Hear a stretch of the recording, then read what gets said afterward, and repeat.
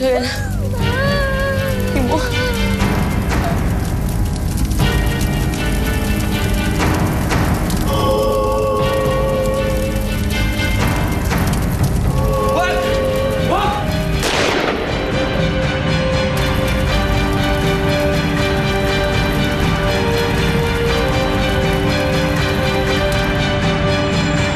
Hindi na kita iiwan. Ibig niyo po sabihin, lagi niyo na akong babantayan? Sana mabuo ang pamilya natin. Anak, hindi. Kasi may problema pa sa nanay mo. Pero kung di man mangyari yun, kontento na ako, masaya na ako nakasama kita.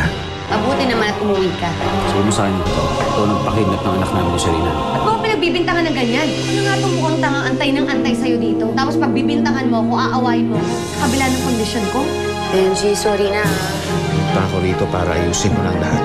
Sabi ko na nga ba, hindi mo ako matitiis eh. Ano kaya magpakasal tayo ulit para magsimula ulit tayo ng bago? Ano yung bagay na pinakaayaw?